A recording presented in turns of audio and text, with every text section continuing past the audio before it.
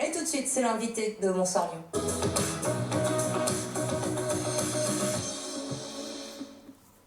Et ce soir, nous recevons Jean-Marc Roffa, président de l'association Donner la main don de soi. Bonsoir. Jean-Marc Bonsoir. Roffa, merci d'être avec nous ce soir. Depuis la semaine dernière, ça n'a échappé à personne. Les températures ont énormément baissé sur le département du Rhône. Il y a une dizaine de jours, la préfecture a présenté son plan d'hébergement d'urgence pour cet hiver. 1200 places mises à disposition. C'est exactement le même nombre que l'an dernier. Si l'on ajoute à cela les places disponibles toute l'année, on est un petit peu au-dessus de 7000 places pour le département du Rhône. Est-ce que c'est suffisant aujourd'hui ?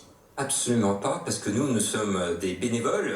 On entame actuellement notre 8e hiver de maraude à Lyon et on se prend de plein fouet les gens qui dorment vraiment à la rue. Il faut savoir que nous, en maraude, le soir, on rencontre des femmes, des enfants à la rue, beaucoup de personnes en situation migratoire ou des gens qui échappent à ce système parce que l'État fait beaucoup. Moi, il y a 2 ans, suite à une nuit dehors avec d'autres associations, le préfet m'a reçu, il m'a dit tout ce que fait l'État. L'État fait beaucoup, mais c'est insuffisant. Il suffit d'aller dans les rues de Lyon le soir, la nuit, vous allez rencontrer des gens, notamment rue de la République. Nous, on fait beaucoup la presqu'île. Énormément de gens dorment dans des situations difficiles, des femmes, des jeunes femmes, ce soir, vont dormir rue de la République ou dans le secteur. Et justement, vous parliez de l'État qui fait beaucoup. Cette année, le ministre du Logement a annoncé qu'il y avait 5 millions d'euros consacrés justement aux maraudes, 4 millions d'euros pour améliorer les accueils de jour. Et le ministre voulait qu'on s'intéresse plus à ce qu'il appelle les très grands exclus, puisque les sans-abri, il y en a beaucoup aujourd'hui qui sont découragés et qui n'appellent plus le 115 pour avoir des places d'urgence également. Tout à fait. Pourquoi ? Parce qu'ils se font voler dans ces situations d'urgence. Moi, il y a 2 ans, j'ai une maman avec son enfant de 6 ans qui est sortie d'un gymnase d'urgence et qui nous a dit je ne retournerai plus dans un gymnase parce que cette nuit, je me suis levé en catastrophe. J'avais la main d'un homme sur mon sexe en pleine nuit. Et beaucoup de gens fuient ces situations d'urgence parce que c'est un Certaines peu... personnes aujourd'hui préfèrent rester dans la rue Oui, plutôt parce qu'aller dans des centres qu'ils d'hébergement. perdent leurs affaires, ils se font agresser, ils se sentent pas en sécurité, et ils préfèrent se planquer, soit autour de la Part-Dieu, soit dans la presqu'île, parce qu'ils se sentent plus en sécurité dans le petit coin qu'ils ont trouvé, dans la cour d'immeuble, plutôt que d'être mélangés à tout le monde, où ils ont plus d'intimité, où souvent ils perdent le peu d'affaires qu'ils ont.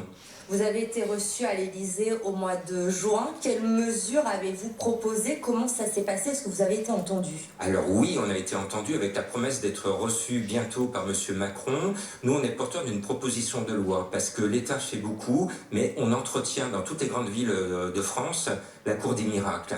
C'est-à-dire que ces sans-abri qui sont dans nos grandes agglomérations, ils n'ont pas de solution parce qu'on est dans des secteurs de gros chômage. Et il faut savoir qu'un sans-abri, s'il veut postuler un emploi, il a 99% de chances d'être refusé à un entretien d'embauche. Donc nous, notre proposition de loi, c'est de conduire les sans-abri, notamment les familles, à la campagne, en monde rural, repeupler nos zones désertiques, créer du besoin, créer de l'emploi et proposer aux maires de France, aux maires ruraux qui voient leur village mourir sans commerce, de les repeupler. Et on a une solution sur un contrat de 2 ans avec une aide de l'État et ça a été entendu par nos députés de notre région et par l'Élysée. Mais pour l'instant, on n'a pas le coup d'accélérateur, donc on attend d'être reçu par M. Macron. Beaucoup d'associations sur la métropole de Lyon, dont la vôtre, demandent notamment l'ouverture de bâtiments abandonnés. C'est le cas notamment à Villeurbanne de l'ancienne clinique du Toquin. Il y a plusieurs bâtiments sur la métropole qui pourraient être mis à disposition des sans-abri aujourd'hui. Oui, avec le collectif des migrants et Soraya qui elle aussi dort dans les squats, on a fait preuve par l'image il y a 15 jours des vidéos en direct sur les réseaux sociaux pour démontrer que par exemple l'ancienne clinique du Tonkin qui est murée actuellement pourrait être réquisitionnée par l'État. On imagine ces ailes qui pourraient être réquisitionnées. Il y a des entreprises, il y a des lieux qui ne sont inoccupés, notamment pour l'hiver, réquisition. Alors bien sûr, on négocie avec les propriétaires et on sécurise. Et moi, je suis bénévole. Il y a plein de bénévoles qui pourraient sécuriser en dormant sur place et faire en sorte qu'on trouve des solutions, notamment quand on va rentrer dans la période de grand froid. Il faut qu'il y ait une vraie volonté politique. Et nous, on milite depuis 3 ans pour ouvrir à Lyon la station Victor Hugo. Par -1, -2, quelque chose. On aurait tort que notamment le Citral, la présidente du Citral, ce n'est pas possible, il y a maintenance. Ça s'est fait à Paris. Le métro parisien est plus ancien que le métro lyonnais. Pourquoi nous, Lyonnais, on n'est pas capable d'ouvrir de façon exceptionnelle une station de métro? C'est l'une des demandes de donner la main dans le soir, parce que c'est Lyon-Victor Hugo, la station, elle est proche des lieux de manche. Et on veut offrir à ces gens qui dorment vraiment dans la rue, quand ils voient à 1h du matin et entre 5h du matin qu'il fait trop froid, qu'ils ne tiennent plus, qu'ils aient un lieu de refuge de dernière minute. C'est ça qu'on demande. Et c'est aux mairies, c'est à la préfecture, c'est à qui d'intervenir? À la présidente du Citral, mais à nos élus. À nos élus. Moi, ça fait 3 ans que je demande à Gérard Collomb d'être reçu. Il nous a croisés avec une famille albanaise au mois de septembre. Il nous a promis de nous recevoir. Là, on est au mois de novembre. Je n'ai toujours pas été reçu en 3 ans, les yeux dans les yeux, par monsieur Gérard Collomb. Il faut qu'il me reçoive. Moi, je vais lui donner des solutions. Il faut qu'il nous aide à ouvrir cette station de métro. C'est pas compliqué d'ouvrir une station de métro. Le maire de Villeurbanne, Jean-Paul Brett, a lui annoncé qu'au 1er janvier, il a annoncé la création d'un lieu d'accueil de jour et avec des douches également mises à la disposition des familles dans le besoin sur un ancien stade. C'est un projet qui a fait suite à des propositions d'un jury citoyen. C'est évidemment des mesures qui vont dans un bon sens pour vous, cette prise de conscience du maire de Villeurbanne. Parce que l'hygiène, c'est la dignité. Prendre une douche et rester digne. Il y a des hôtels, notamment dans la presqu'île, qui ne donnent pas de chambre, mais qui permettent à des sans-abri de se doucher.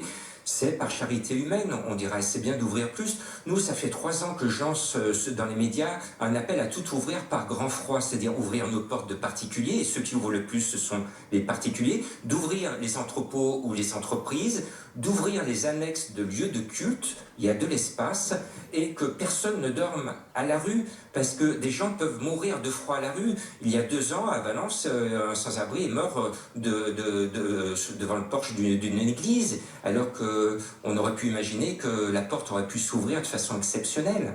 Aujourd'hui, vous demandez, on l'a bien compris, notamment que des bâtiments abandonnés puissent être mis à disposition des sans-abri. Il y a également un problème avec le 115. Une refonte, selon vous, est nécessaire du 115 aujourd'hui? Alors moi, j'ai demandé à l'Élysée, c'est très simple. Le 115, quand on appelle le 115, et nous, le soir, la nuit, qu'on soit à Lyon ou de partout, on a 100% d'échecs en 8 hivers de maraude, 100% d'échecs, parce que le soir, tout est complet.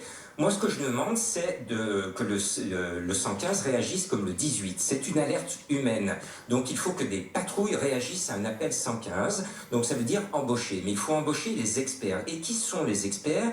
Eh bien, on va régler le problème par le problème. Ce sont les sans-abri.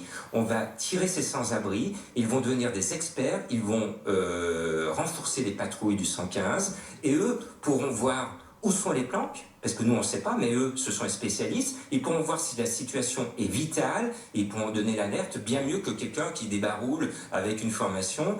Et donc nous on demande d'embaucher les sans-abri pour les sans-abri. Merci beaucoup Jean-Marc Roffa, président de l'association Donner la main, don de soi, pour toutes ces explications. C'était l'invité de Bonsoir Lyon.